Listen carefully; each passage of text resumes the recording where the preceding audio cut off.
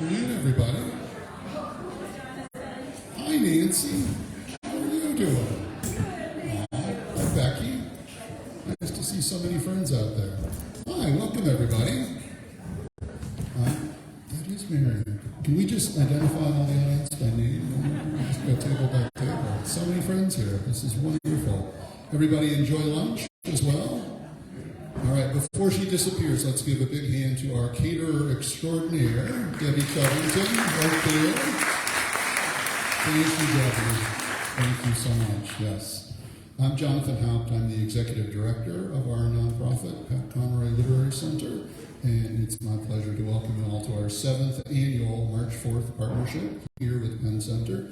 This is a 3-day series of events we do every year to honor the memory of our friend Pat Conroy, who passed away March 4th, 2016, and we do that through a series of activities and discussions centered around the major themes of Pat's writing life, including social justice, conservation, inclusivity, storytelling, education, and the family dynamic.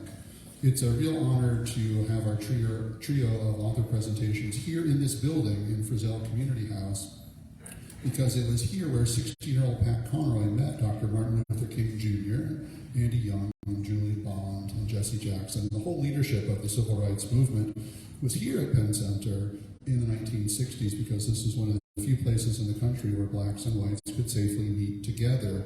And Pat was brought out here by his high school English teacher, Gene Norris, who went on to become a lifelong mentor of Pat. And Gene recognized not only Pat's potential to be a storyteller and ultimately a truth teller, but also the importance of introducing a 16-year-old kid on that journey to what was happening here at Penn Center.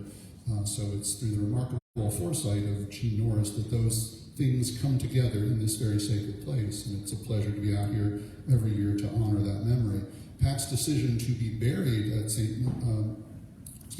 Helena Memorial Gardens, about a mile from where we are, is a direct result of his relationship with Penn Center and his experiences here as a boy. This afternoon, we're honored to host authors John Lane, Megan Miranda, and Marcus Amaker. Each will be presenting on our stage here for about an hour, followed by a brief book signing break, and we're grateful to our friends from Nevermore Books. Hi, right there they are, for being here as our festival booksellers year after year. And speaking of being here year after year, how many of you other than me have been with us all 7 March 4ths? Anybody else been here the whole time? Judy and I, yes, a few of us. But some of you have been here before. Who has attended at least one of our March 4th events before? That's almost everybody. Awesome. That's great. Anybody attending their very first March 4th ever? Oh my goodness, thank you all for being with us. Yes.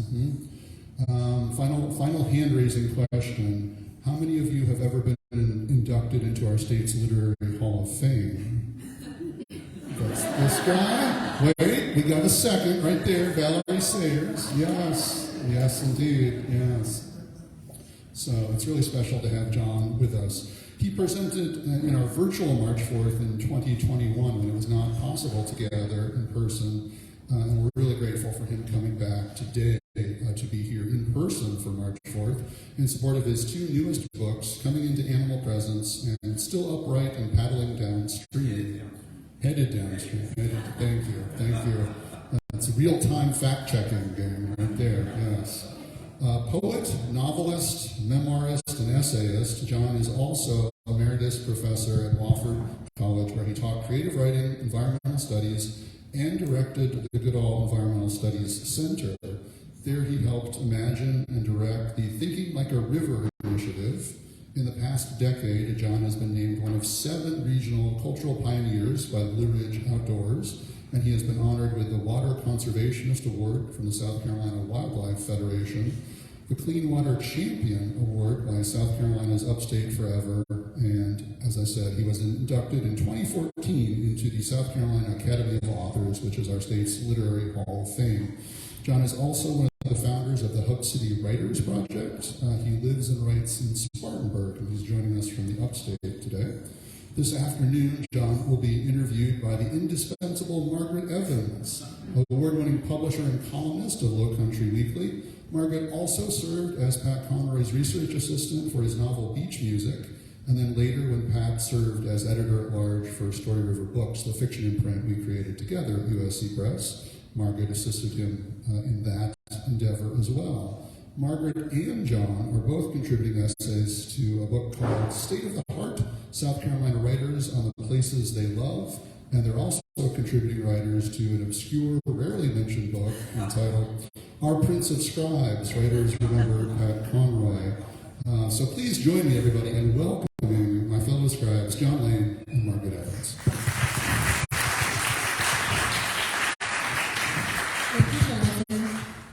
What was that last book? Prince of what? Never heard of that. It's called Scribes. Never heard of that.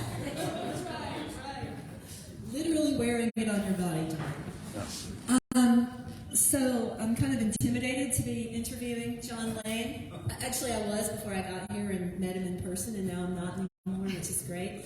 I'm also glad that he told me he wants to focus more on the Animal Presence book, because I don't know anything about paddling, which is what his first book is all about. I started reading it, and I got about almost halfway through, and I felt the way I felt when I was reading Pat Conroy's basketball book, My Losing Season. I was like, oh my God, this really is all about basketball. And I don't know anything about basketball. I actually worked on that book with him, so I should have known. But no, the paddling book is beautiful. But I got halfway through, and I thought, if I keep going with this, I'll never have time to read the other book. So I skipped on over to the other book, which I absolutely loved. They're both very good. So the Atlanta Journal-Constitution wrote of you, I think this was about the paddling book, a writer who would obviously paddle first and theorize later. Lane prefers the river speak for itself. You have a little poem in your river book called Intellectual Watershed. And it's very short. I'm going to read it. A friend says I sell my brain short when I claim not to be as intellectual as poet so-and-so. My brain is a Piedmont seep, more spring run than main stem, more meander than reservoir. Could you elaborate on all of that, John? Can everybody hear me? Well, thank you, first of all, for doing this, Margaret. And Jonathan, I nearly said Pat. Jonathan, thanks for everything you've done for this festival and for Pat's memory and how important he was to all of us.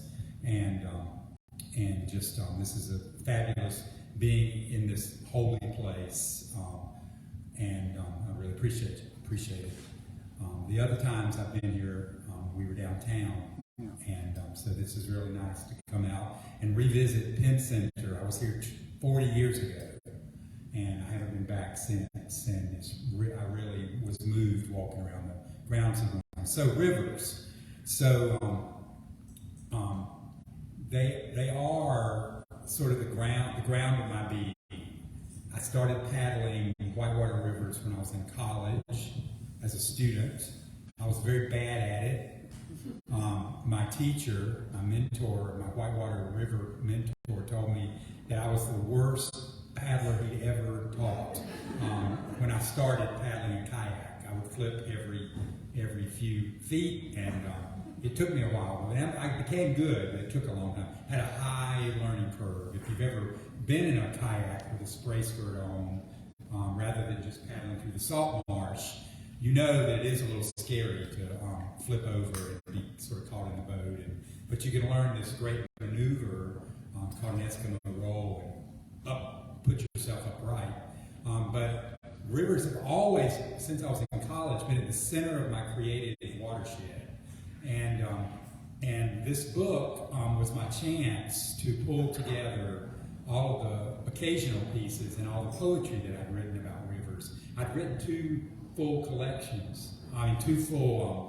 book-length narratives about rivers. I wrote a book about the Chattooga River way back 25 years ago, and every time Pat Conroy saw me in those 25 years, he'd go, "John Lane, Riverman!" And that was sort of my only interaction with him, actually, until we edited the novel together. I wrote this book about the Chattooga River, and I considered James Dickey's relationship with that mountain river and with the movie Deliverance and all this. And it was called Descending into the Myth of Deliverance River, Chattooga, Descending into the Myth of Deliverance. And then I decided that I was going to paddle from my backyard in Spartanburg, South Carolina, to the ocean. And I wrote a book about that called My Paddle to the Sea. And so I had these two book-length narratives, but I also had all these essays and poems about rivers. And I thought of this book, Still Upright and Headed Downstream. I went to Mercer University Press and I said, I've got all this stuff. Can we do a collected river writing? And I can just get this stuff out there and forget about it. And they did that. The one thing about that poem that I noticed is that I have a tendency to try to compare myself to other writers.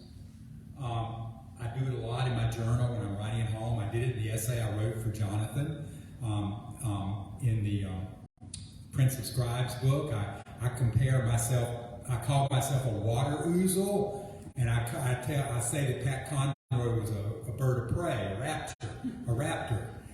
Maybe a rapture. And I think if you went through my book like a literary critic, you'd discover that I'm kind of that poor kid growing up, kind of looking at all the hipster good kids, that have more than I did. I'm always going, what are they? Who are they? Am I better than they are? Are they better than I am? And there's a little bit in that intellectual watershed poem, I think. And read it one more time. It's very short, and maybe I'll get a. I really loved it.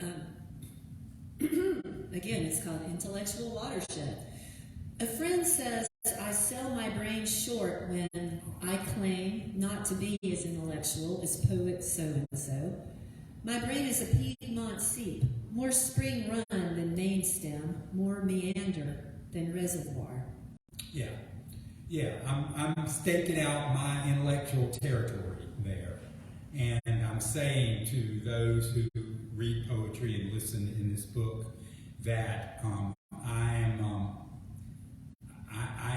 more like these physical attributes than I am like a reservoir. And I stand by that. I am a Piedmont steep. I am a meander. One of the things about these two books is they are a little bit of a brain dump in that they pull together, I don't know how many, I didn't count them, Margaret, but there's probably 45 or 50 pieces, and then another 40 poems in one of the books, and all written over 40 years. I didn't do, the second book I didn't do in chronological order. The first one I did. The River book is in chronological order. The first piece in the book was written in the 70s, and it comes all the way through the piece that I wrote about 2 years ago. It's a little bit of okay, here are my concerns. Here are the things that have kept me interested intellectually and emotionally and creatively for 40 years. And it was a way to park that stuff somewhere and hope that someone would be interested in it. And certain themes definitely sort of recur throughout both books, Yeah. but they sort of sneak up on you, the reader. You don't feel like You got to remember, I'm a seek and a meander. Right. The books meander in the best sort of way, and suddenly you get to the end of, especially the end of Animal Presence, which is the one I did finish, and you think, wait, there were actual themes running through this book. You didn't beat me over the head with them, which I appreciated. Yeah, sometimes I wish that I was more of a headbanger.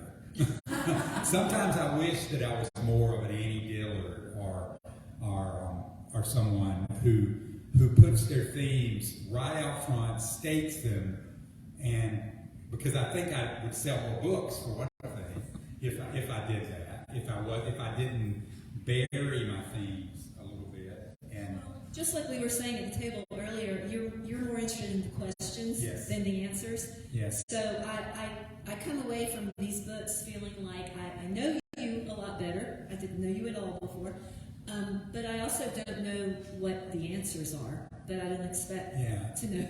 I don't expect to know that. There's a passage. We're still on the water thing, the river thing. Do you remember a chapter in your book called "Death by Water"? Oh yeah. About a dream that you had. May I read that passage? In the first dream I remember, I'm running down a drainage ditch. I was maybe 5 at the time, followed by a rising wall of rushing water ready to overwhelm me. We were living in Southern Pines, North Carolina. It was the year my father committed suicide. So the dream might be easily explained in terms of personal apocalypse, but it's the water I focus on when I remember it. Water can be so many things: source, purifying agent, flux, infusion, salvation, water of life, and grave. Jesus walked on the water, and the Buddha in his Assumption sermon saw a mountain lake with clear waters, sand, shells, snails, and fishes like a path to redemption. If anything will level with you, that's important. If anything will level with you, water will, the poet A.R. Ammons says somewhere. Wordsworth, in the 6th section of the Prelude, calls the Whitewater River he's walking along in the Alps tumult and peace, the darkness and the light. Water is an aspect of my own interior landscape I often return to, a landscape feature of my own psyche that remains central to the understanding of my world as roaring river. Like the river is like the metaphor of your life. Did I write that? You wrote that, man. I thought it was beautiful, absolutely beautiful. That essay is 30 years old now. Really? Yeah, I think that's right. I don't know that these essays were dated in the book. No, Were they? I thought about that. A good editor like Jonathan would have maybe made me do it, but I did not realize. I decided not to put a date beside the essays in either book. I wanted them to have kind of a timelessness. I didn't want them to be dated in that way, because if you were interested enough after reading them, you could go back and kind of figure out by the attribution of where they were published, generally when they were written. That essay was written because I was working at the Nanahail Outdoor Center at the time, and I was on a river with some folks in the mountains of North Carolina, and I was on the river with the president of the company, and she got a call when we got off the river that there had been a tragic death on another river, and that we had to go straight to the river because they were searching for the body of a kayaker who was a guest in a kayak clinic, and so she had to go right there. And then I spent the next week looking for this young man's body. Every day I'd get in a boat and go downstream and check all the eddies on the side of the river looking for this, because he disappeared and didn't show up again for a week. So I wrote this. I had this in my mind, and I started thinking about this dream from my childhood and the way that it was connected to water. And in a good essay, we could talk about essays if you wanted to, because I'm an essay writer, but I'm also not an essay writer. I'm an essay writer. But you are. Yeah. But mine are long, and they're often braided essays like a river.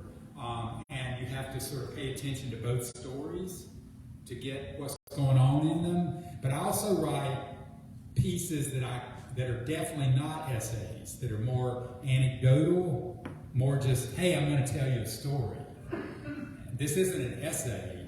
After my first book of essays came out from Georgia, I sent them another book of pieces, and I said, I want the word essay on the cover again. And they said, we don't put the word essay on the cover anymore. People don't like essays. They sound too intellectual. They sound you can't call them essays anymore. But I write essays and I don't write essays. This was an essay. I had this story about this death on the river, and I had my own story of my interaction and interrelationship with water as a sort of dark, mysterious psychological substance. And I wanted to do this with those two stories. that worked. You really got that. Yeah. You got it. Yeah. Okay, moving downriver a bit. I'm going to ask you a little bit about the environmental studies program that you started at Wofford. You say somewhere in one of these two books, and I can't remember which, that you wanted to sort of stake down the tent for environmental studies because you thought that the humanities was the third leg of a three-legged stool that was what the hard sciences, the social sciences, and what was needed was humanities. Talk about that. Okay, I need to start back in my quote career, unquote, a little bit, because I was an unlikely and unusual college professor. I do not have a PhD. I didn't even have a master's degree when I started teaching at Wofford in 1988. How did you get that gig? I was lucky. I call it the Barnacle method. I was in the right place at the right time in that they needed, I was a writer and I was a son of the college. I'd gone there and I'd been away for 10 years and I'd published a bunch. And I came back and they said, hey, somebody just quit. Can you teach a couple of courses in the fall? I said, well, I don't have a master's degree or a PhD. That's all right. And I taught at Virginia when I was there. When I say I didn't have a master's degree, I was in 3 graduate programs that didn't finish. I was bad at finishing things at that point in my life. I'd been at Virginia, I'd been at Arkansas, and I'd been at Middlebury Redlow School of English. No degree from any of them, all graduate degrees. And all 3 of them I had really nice fellowships. And I just didn't finish. And That's meandering again, right? That's meandering, yeah. But they knew this about me, and they gave me a job, and they just never let me go. And then I went back and got an MFA in creative writing and poetry, so I could become tenured. All those academic words, I got tenure, and I was in the English department. But because I'd started at such a low level, I had trouble moving up and moving into the advanced courses that most people like to teach. So I spent my whole time pretty much teaching freshmen, and I loved it. But I taught mostly freshman classes, and so I also became very interested in the outdoors and teaching outdoors. And there was no chance for that in the English department. There were no labs. I was interested in all things natural history, but I had to fit everything into 90 minutes or 50 minutes, no labs, nothing like that. So a biology professor got a big grant and said, we're going to do this crazy class together where you teach a humanities section for freshmen, and I teach the biology 101 section for freshmen, and we've got so much money, we're rolling in money. It's an NSF grant. And we're rolling in money, so what we're going to do is you're going to teach at 1 o'clock, and I'm going to teach at 9:30, and we're going to have a Thursday lab, and we're going to take these students out in the field from 9:30 or 8 a.m. until 5 o'clock every Thursday. We're going to get a bus and we're just going to take them somewhere to the coast or the mountains and do water sampling and do this stuff. We did that for 5 years. And I taught the humanities called the nature and culture of water.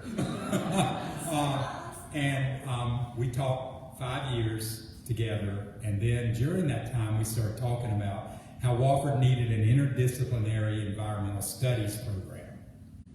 I know studies programs are under fire a lot of places now, but we were able to come in and say our students will get a degree, and in that degree they will study science, they will study social science, and they will study humanities, all around themes of the environment. And I was going to be the humanities arm of this program. Now, out there in the world, there are plenty of environmental studies programs, but they're often just science and social science. If you go to Emory University and you major in environmental studies, you'll study science and you'll get some policy courses. At At Wofford, though, we took the Middlebury College model, which is three-legged stool: science, social science, humanities, and trying desperately to not let any one of those three legs be longer than the other, which is really hard to do because humanists are pretty full of themselves about how important they are, and scientists are pretty full of themselves about how important they are, and social scientists are really full of themselves. Social scientists can tell you how that all works, though, right? Yeah. So, like I had to teach Environmental Studies 101 class, which was a lab class. Remember, I did this because I wanted labs. I was a rare humanities person who wanted to teach a lab. But I had to take the freshmen through not only humanities, but social science, and teach them some science. And I would often bring in my colleagues to help me with that. But I did that. And so we created this program. We also had a field station, and I volunteered to be the director of the field station. I was the only poet in America with his own fume hood. The students would come out there, 2-3 days a week, and we'd do all kinds of work out there at the river with them. It was an old textile mill office. The mill had burned down, but the office was still there. And Wofford put $2 million into renovating it into a LEED certified field station. And so I did that. I did the English department for 20 years, and then I did the environmental studies for another 10, and then I retired. Well, I'm curious, when you were doing the environmental studies program, were you still not teaching some English? Like, if you were the humanities edge of it all, were you doing like teaching Thoreau and, yes, and that sort I of had thing? 3 courses, upper level courses that I taught. I taught an introduction to environmental writing, where I taught poetry, I taught nonfiction, and I taught fiction. Give me an example. All right, here I'm going to put it on my teacher hat. Give me an example of a novel that has an environmental theme. The Overstory. That one I taught several times at the end of my career. The students couldn't get through it, so I ended up teaching parts of it because they just couldn't read this 500-page novel. It's a very dense novel. But that's a perfect one. That book is about trees and forest and our relationship to trees, and that was a perfect one.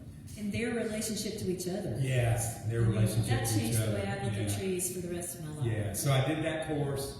I did this course called Major Themes in Environmental Writing, where was this great class where I could teach anything I wanted.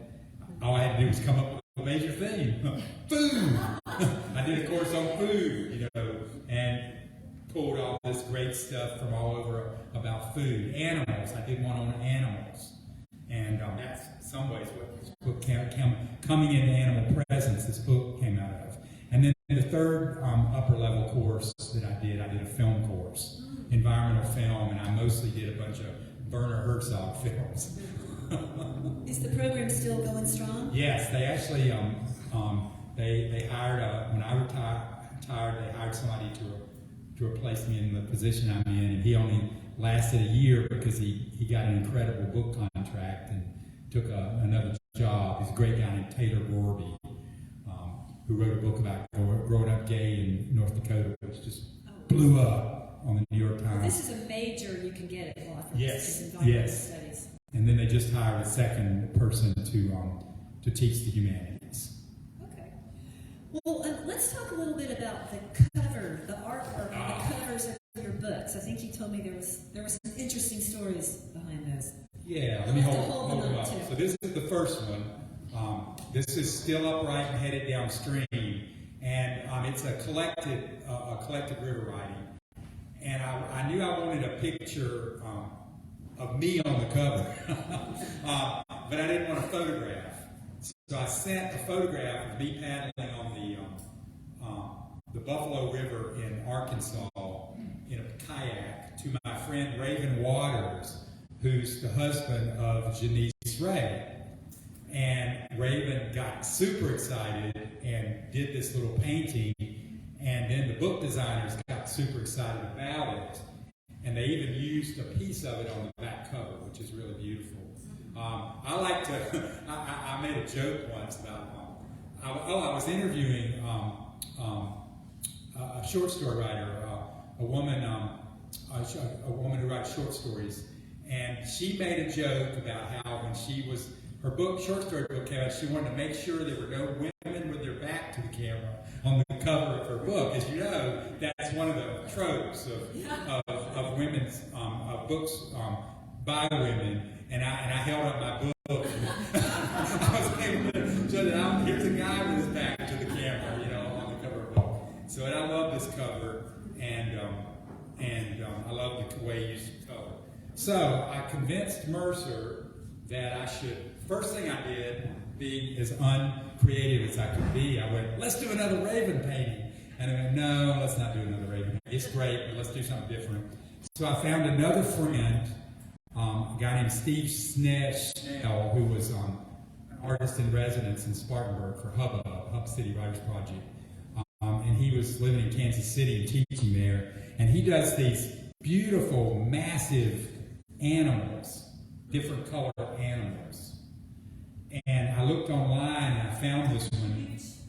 They're painted, these, I think they're prints, are 4, 5, 6 feet tall.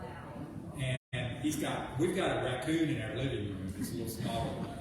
But he does bears, he does all kinds of animals, North American animals. And he had this one called Little Blue Bear. And I sent it to the art folks down at Mercer, and they loved it. And if you have a chance and you look at the book in the book room back there where they're selling them, look at what they did with his paw, his left paw. It's just a great little detail. It's really great. Go take a look. So you have a great bear story in the book. Oh God, there's a story in this book. Spoilers, though. Yeah, there's a story in this book called The Bear in the Freezer. Yeah, that's kind of that pulls together the environmental studies program, animals, my love of wildlife. It moves us to the next book. It moves us to the next book, The Bear in the Freezer. So the next book is being, just being Coming into animal presence. Right. Which is a line from a psychologist named James Hillman, great, amazing writer about dreams. I like dreams a lot, you can tell. James Hillman has an entire volume called Coming into Animal Presence. And titles aren't copyrightable, so I picked that one up. Yeah. It's a great title. I think the first essay is about a little girl who petitioned the South Carolina government, the Congress, to make the Columbian mammoth our state fossil. And she ran up against some fundamentalist Christians who didn't like that concept. And you use that to talk about deep time and your belief in deep time. So take it away, John. Okay, so here we go. This book leads off with an essay, a more formal essay, and this essay is about this attempt by the South Carolina legislature to stop the Columbia mammoth, which was present here in the Pleistocene, a couple million, over 15,000 years, go back to a couple million years ago. Not here now, except in fossil form. To stop that, because they were afraid that it would certify that they believed in evolution and that they believed in these particular, not the whole legislature, but these particular legislators. When was that, John? That was about 15 years ago or so. And they ended up inserting lines from Genesis in the bill and all kinds of stuff to make sure that everybody understood that they did not accept this position of deep time and geologic time.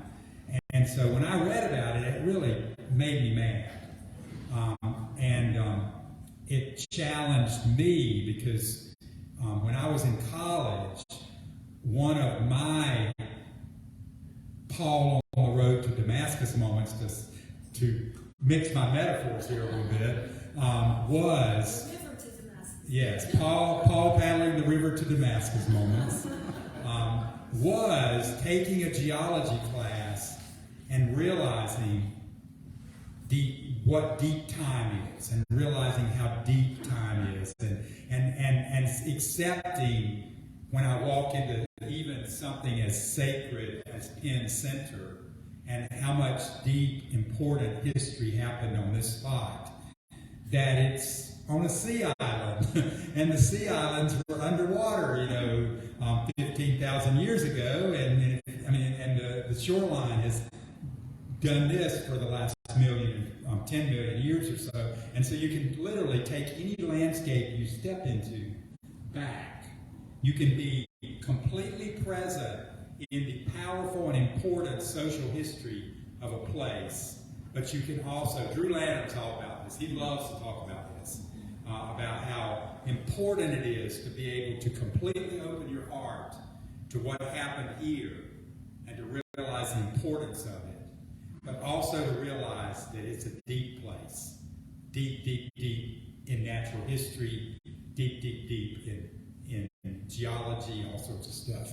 And so this first essay is about me trying to explain to you, my dear readers, why this is a bedrock for me, the idea of deep time, and it's probably one of the most important things that we can come to terms with in our lives. My next book from Georgia, University of Georgia Press in the fall, is called Gullies of My People, and it's got two narratives that does this, and one of the narratives is a geology narrative about the upstate of South Carolina and the county I grew up in, Spartanburg. The other narrative, the one that my wife says will be the only one of the two narratives anybody reads, is about my family and the suicide father and the alcoholic mother and the 8 generations of my mother's family that lived in the same area, of the upstate of South Carolina.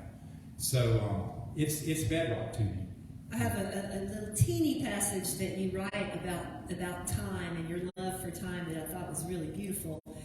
This love for time is the underpinning of my love of the natural world. I love the rocks because their certainty is dense and reliable. I love the forest because the clock of their days runs on sunlight and water. I love the rivers and streams because their flow is filtered through millions of moments. The animals, each of us is a fuse set to expire in some sudden moment. Even you. Ooh, I love that, man. One of the themes, and I don't know how to feel about this, I'm 68, and mortality looms much larger than it did when I was 48. And one of the themes that I noticed when you got me to reread my book, I don't ever reread my books. I didn't make you.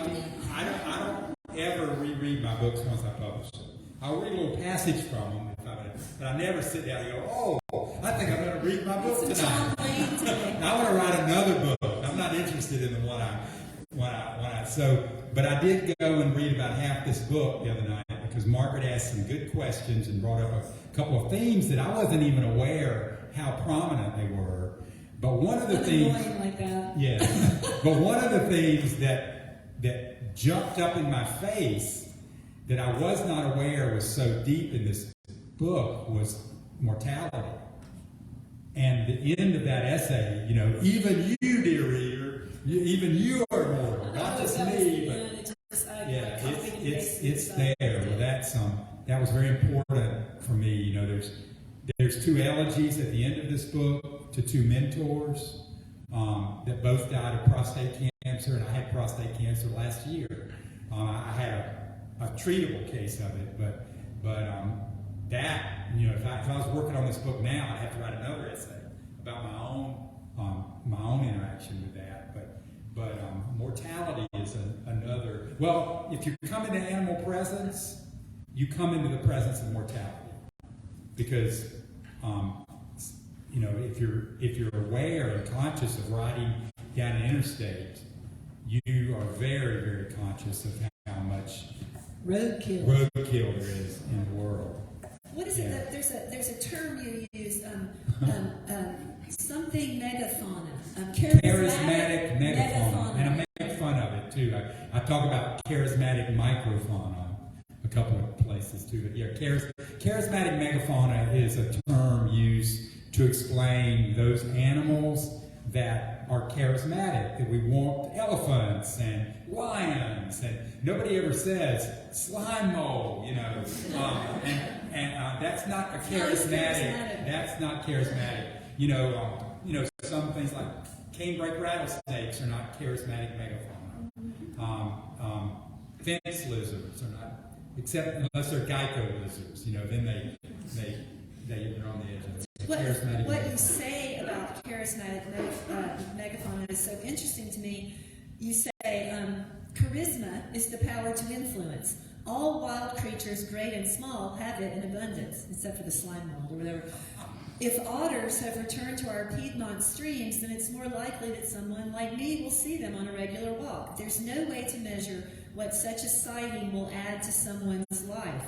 No way to predict what will change in them because of such brief encounters with wildness. It's like you imply several times in this book that an encounter with wildness is life-changing. It's Paul paddling the river to Damascus again. I mean, you can, if you open yourself and drop your fear to the wild world, it can change your life, and not in a bad way, not in a if you're walking along a river and see your first mink in the wild of your life, I mean, it can take you in a different direction. It can take you can teach you to appreciate wildness more. It can teach you. You can go home and look up mink in Wikipedia and look at their range. I mean, learn all kinds of. You can learn a lot too. Yeah, you said something about you became fascinated with turtles, and you said something like, I wanted to learn more about the box turtle because now I knew something about it, which made me care about it more. And that line really stuck out with me, because once you start learning about something, it makes you care about it more. Does everyone in this room know this is one fact you should take away today? Because everybody's got box turtles somewhere in your crossing your you street. Either cross the street or you run in one in your backyard. Do you know how long a box turtle can live? 100 years.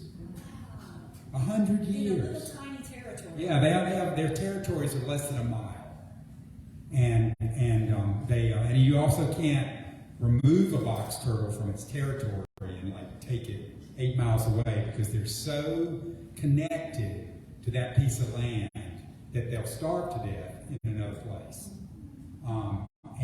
When I discovered that about box turtles, it made me see the two that had been run over in my neighborhood, the two females that were both gravid, in a different way. You know, that I didn't run over them, but my neighbors did, and they didn't do it on purpose.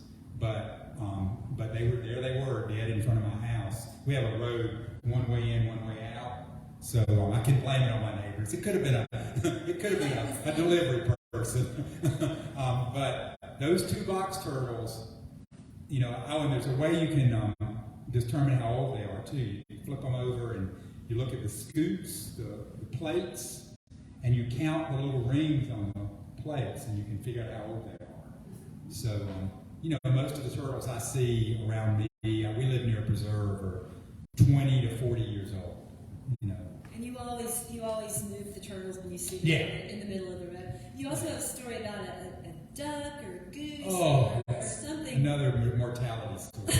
Give away all your stories to these people who might actually want to buy it. We have a little pond in our yard, and I woke up one morning during duck season, and there's a duck pond about a half mile away, and there was a full-grown Canada goose sitting on our little tiny little pond, just kind of sitting there.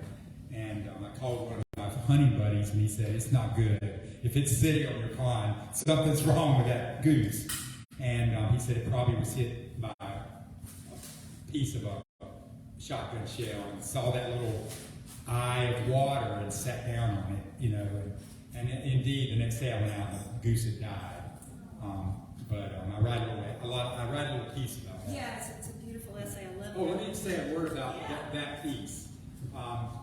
For 5 years of my life, every Monday I wrote a column for a paper a lot like yours in the upstate of South Carolina called the Upstate Journal. It doesn't exist anymore.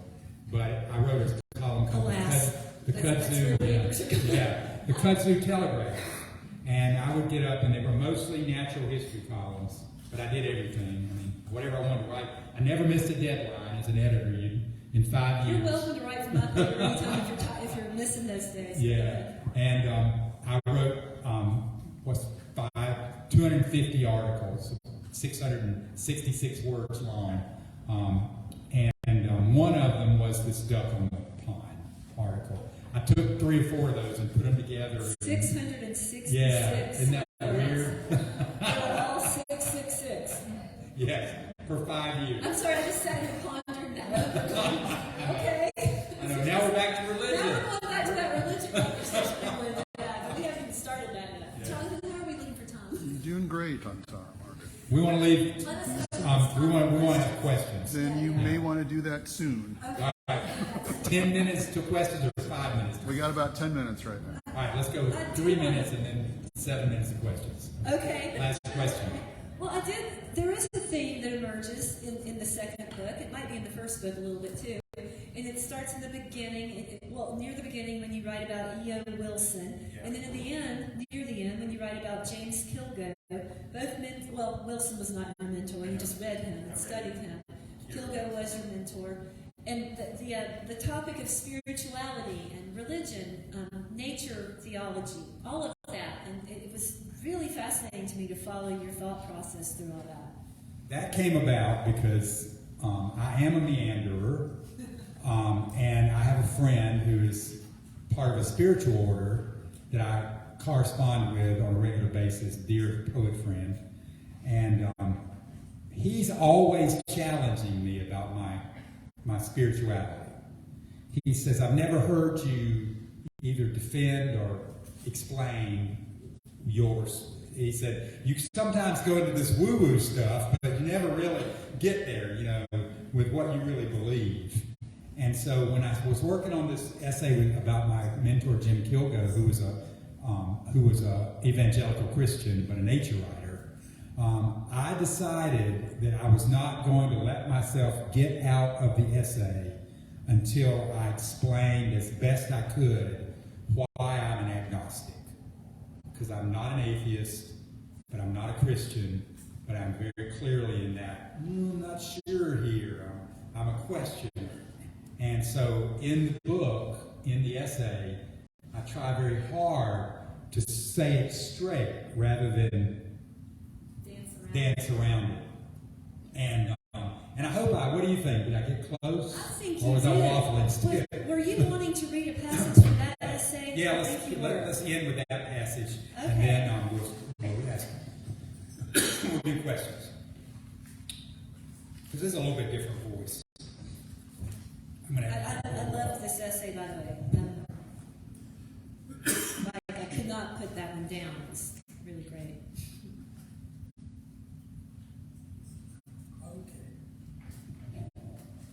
Hope I've got a little voice here. This is toward the end of the essay.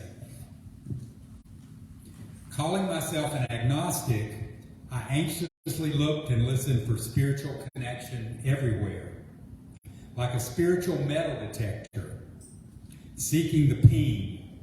For me, the truer sound was the deepest ping.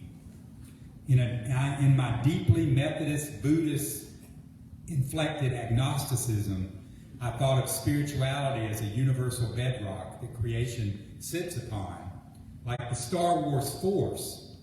Religions were human constructions layered on top of this metaphoric bedrock like sediment, with the oldest layer being the various paganisms, followed by the big world religions, Hinduism, Buddhism, Christianity, Islam, laid down as the religious floods receded century by century, the latest layer being the muddy effluvium of worldwide secularism. Agnostics can be considered among the religiously unaffiliated. Those who say they believe in, quote, nothing in particular, unquote, about God. This idea of believing in nothing in particular does not appeal to me. So now I even question my agnosticism. I believe in everything in particular. The 10,000 things. The great bursting forth of life in the myriad forms. Worlds without end. I fit squarely in the camp that believes that the existence of the ultimate cause, like a God, and the essential nature of things are unknown and always unknowable, a quality I call mystery. I've spent much of my life worshiping at mystery's altar. I balk at the agnostic idea that human knowledge is limited to only experience. So I guess I'd have to say that I'm even agnostic about being agnostic. I'm agnostic, I once said to my college chaplain. John, he said, you're not only an agnostic, you're an evangelical agnostic. Amen. That's pretty meandering, isn't it? I mean, I'm still not straight up. You don't need to be straight up, Tom. Okay, so are we now at question time? Anybody got any questions? There's so much more in these books that we need to talk about. Mary doesn't even need to stand up to build it. So was Mike there? You named the legislator that killed the Woolly Mammoth? You can take a look at the book back there. I think they eventually got the mammoth, right? The mammoth is now. I think they did. It passed. Yeah. I don't remember I the think name. they got the mammoth passed with some weird language in the bill, of course. But who reads the bills anyway? We got the mammoth. I just wondered if it was Mike there, because that sounded like I do name him, whoever it was. Okay. Yeah. Anybody else? Surely I've said something that either pissed you off or... No, he's been to a lot of places, too. We didn't even get to talk about all your travels to everywhere in the world. He's quite the adventurer. What's your favorite river? Do you have? The Chattooga. And now that I'm older, I've stopped paddling the difficult parts of it, what we call section 4 and section 3, and I paddle section 2, and I paddle the West Fork, which only has a couple of rapids on it, so it's really nice. You just kind of float down and have a great time and see. My wife's favorite river is the West Fork of the Chattooga. It's just a beautiful passage. Yeah. I paddle it all the time. I love it so much. Yes. You mentioned the term religious floods. It really stood out to me. I'd like to tell me a little bit more about that. Well, religious floods. I mentioned the term religious floods, and I like the resonance, the biblical resonance, obviously, the idea of the biblical flood and Noah. But I also have always liked the idea of thinking about sort of waxing and waning of the great religions through time. And there's the whole river thing, too. Yeah, and there's the whole river thing. So I like both of those things. I like the way that it connects with the Christian tradition as a metaphor, but I also like the idea that, one thing that people, floods are terrible things, but they're also periodic. They're constant, and there's not anybody who lives next to a river, even a river with a dam on it, that doesn't have to deal with flooding at some point. And they've always been an issue, and they always will be. And so in that way, they're like religion, too, in that they're constant. Flooding and religion in the way that floods just fill everything is really important for me. Yes? Which book are you in the state of Mark? I'm in the first one. You are the first one? Yeah, I All think the best writers are in the first one. and I think surprisingly, my piece in there is a river piece. The man has done a lot of paddling. I mean, you will be... It's just remarkable.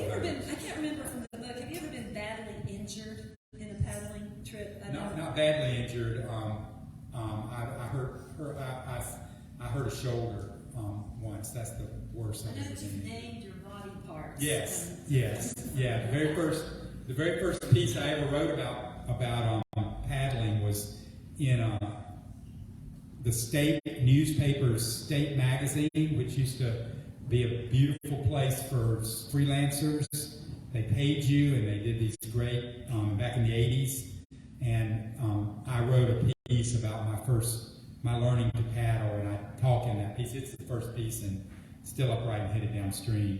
But I talk about how many times I got injured that first year or so, that when I was such a bad kayaker.